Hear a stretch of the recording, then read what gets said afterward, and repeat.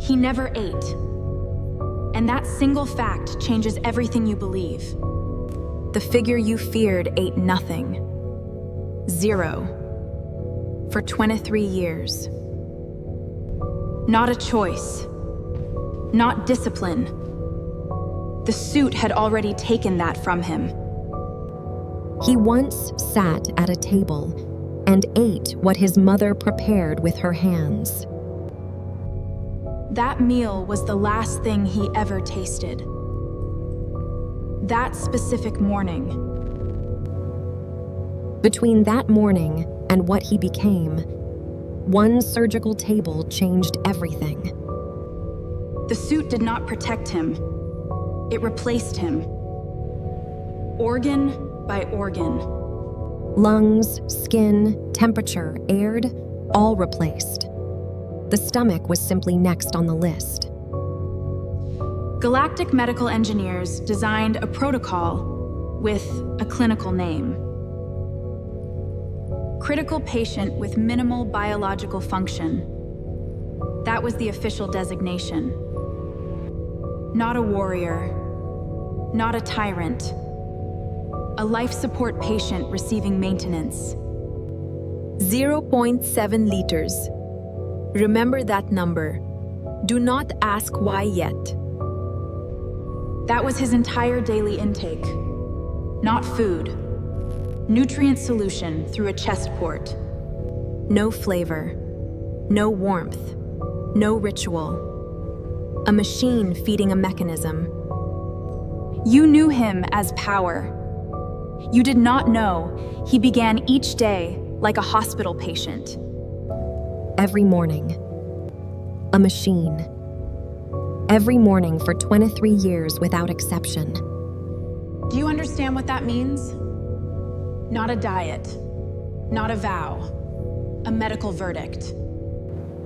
His body could no longer receive food in any form a human would recognize. The Galactic Empire's engineers were precise. They kept what they needed alive. They kept nothing else. Hunger is human. What remained was not fully human. But there is a detail in no official record. This is where it changes. Twice each week, in a sealed chamber, the suit came partially off. A pressurized chamber. Artificial atmosphere. And for a few minutes, a mask. Through the mask, nutrients entered through the mucous membranes, not the stomach. Did he taste something? The medical records do not answer directly. But they note. Breathing rhythm slows during the procedure. That is the only annotation. Slowing breath.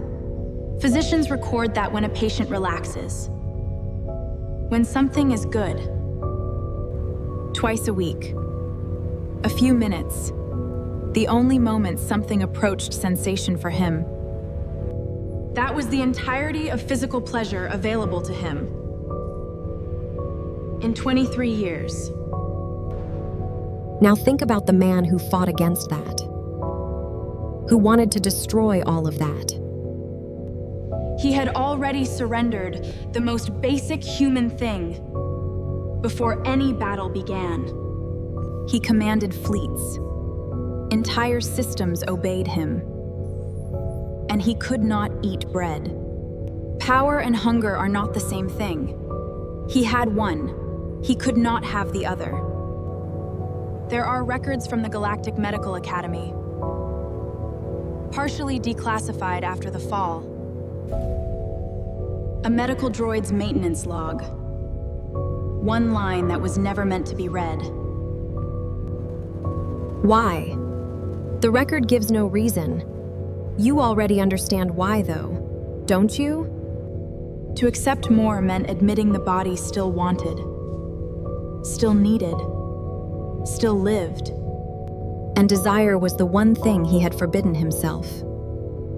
Even to hunger. Even that. Now think about what you ate this morning. A specific detail. Hold it. The taste, the temperature, the smell. You did not think about it this morning. He could not. You did it automatically. It is invisible to you. That invisibility is the privilege. For him, every single morning, it cost attention. Deliberate maintenance. A procedure. Now here is what the records also show. Something no biographer mentions. When his son extended a hand, end, not a weapon. Just a hand. An anomaly was recorded. Not the standard mechanical rhythm of the support system. A living pulse. Uneven. Real. The support system tracks a flat rhythm. That moment, it was not flat. Something was alive. His body remembered what it was to feel something from another person. 23 years later, Behind every one of those windows, people were eating, sleeping, alive in ways he was not. He ruled over all of it, and he could not join any of it. Not even at a table. Power is not the same as wholeness. That distinction is what this story is actually about. Men who have everything often do not notice what they gave away to get it. He gave away the table, the meal, the hand that passed him something across the surface. all of that for one thing, for the force. He believed that was the exchange. Was the exchange worth it? That is not a question for this video. That is your question. What the archive does record is the final sequence, the last hours, the final expenditure. When the outer casing was partially removed in the final moments, the sensors recorded this. Sharp decline in stored nutrient levels. The body was spending its final reserves, rapidly. Not spent fighting, not in command. The reserves were spent on something else entirely. Spent on seeing, on feeling, on being fully present for one person, his son. He used what remained of his body, not to survive. To see his son with his own eyes. Without the casing, without the filters, without the machine breathing for him, fully human, briefly. His body spent its last fuel on the most human thing left to it, being seen, seeing back, origin planet at dusk. And that is the last nutritional record in the archive. The line goes flat after that. A flat line on a medical chart. And what it means took 23 years to arrive at. He did not die having wasted that one moment. He used it fully. Every last reserve. 0.7 liters per day. 23 years. One final expenditure. All of it mattered. You are sitting somewhere right now. You are not in a support system. You are simply alive. That simple fact, that being alive without maintenance hon, is not simple. It is the whole thing. What you had for breakfast this morning, Destang, he would have spent his last hour to taste it. That is not sentimentality. That is the cost of the choices he made. Priced in hunger. Every ambition carries a receipt. The total is always paid in the body first. He ruled this from above, without ever joining it. Eating, drinking, laughing, laugh, not for him. What does that cost a person? Not in power, not in victories, in daily lived texture. The answer is measured in meals never tasted, in breakfasts never noticed, never missed. He was 45 years old when he died. For 23 of those, he did not eat. From 22 to 45. The years a person is supposed to fully live. You are in those years right now. Or you have just passed them. Either way, the past. Notice. Notice the coffee. Notice the first meal. Notice the person sitting across from you. These are not small things. They are the things that constitute a life. Fully. Completely. Power was never the goal. Connection was. And he forgot that one thing. Catastrophically. He found it again. In the final minute. Too late for meals. Not too late for the one thing. The body always knows what the mind refuses. It spent its last hour proving that. 0.7 liters. Do you remember that number? Here is what it meant. It meant he was a living creature kept alive by engineering. Not by choice. Not by will.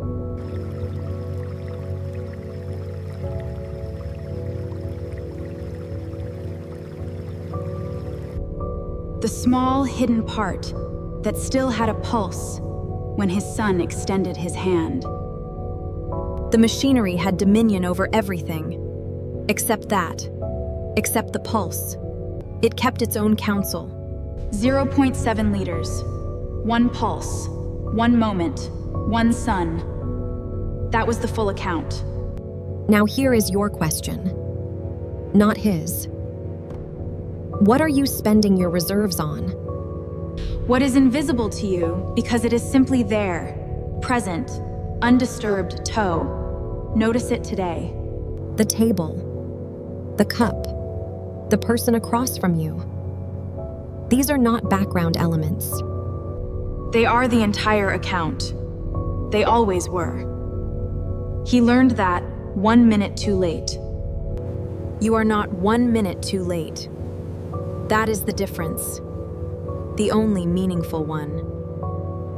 0.7 liters. Hold that. And eat your next meal like it is the last one you might taste. Behind every one of those lights, someone is eating right now. Someone who does not know how rare that is. He knew. In the end. He spent everything he had left knowing it. Do not wait until the end. He started there, on that sand, with food someone made for him, with someone who loved him. He had breakfast once, a long time ago, on sand. You had it this morning. Remember that.